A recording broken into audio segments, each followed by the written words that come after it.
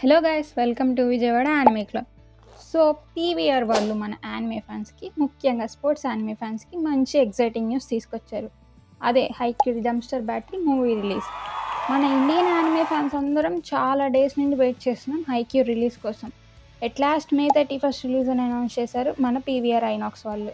So మన club Vijayawada and near area ఫ్యాన్స్కి special screening and weeb meetup arrange చేస్తున్నాం.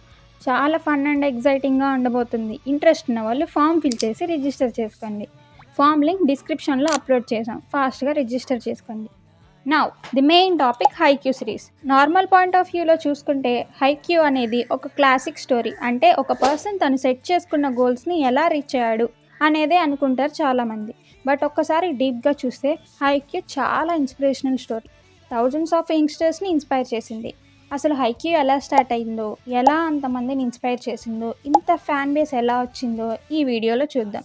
Volleyball players are volleyball మీద interest ఉన్న మీ ఫ్రెండ్స్కి ఈ వీడియో షేర్ చేసి వాళ్ళకి మంచి మోటివేషన్ ఇవ్వండి. హైక్యూ అనేది ఫస్ట్ ఒక మాంగా సిరీస్. అది రాసింది one of the best writer Haruichi Furudate. ఆయన 2012లో ఈ మాంగాని రాయడం స్టార్ట్ చేశారు.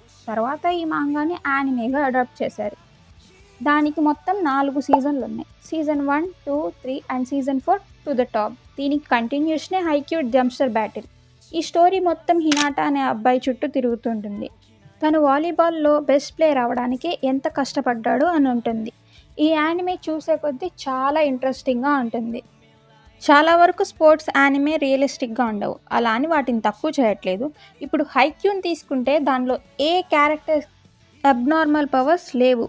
They are just normal student who go to school, join a volleyball club. ఈ హైక్యూ యానిమే చాలా రియలిస్టిక్గా ఉంటుంది. మనం చాలా అటాచ్ అయిపోతాం. మనకి ఈ యానిమేలో ఒక్క పాయింట్ని బాగా ఫోకస్ చేశారు. అది రియల్ లైఫ్లో పైకి రావడానికి ఏ పర్సన్కైనా ఉపయోగపడేది. ఎక్కడైతే గెలుపు ఉంటుందో అక్కడే ఓటమి కూడా ఉంటుంది. ఆ ఓటమిని ఎవరైతే ఓవర్కమ్ చేసి పైకి లెగిస్తారో they are the real winners of the life. ఇలాంటి చాలా సిచ్యువేషన్ని ఇంక్లూడ్ చేసి one of the best and most realistic manga create చేశారు. This is one of the best sports manga anime ever made. స్టోరీలోకి వెళ్తే మన main character Hinata Shoyo Karasuno అనే స్కూల్కి వస్తాడు.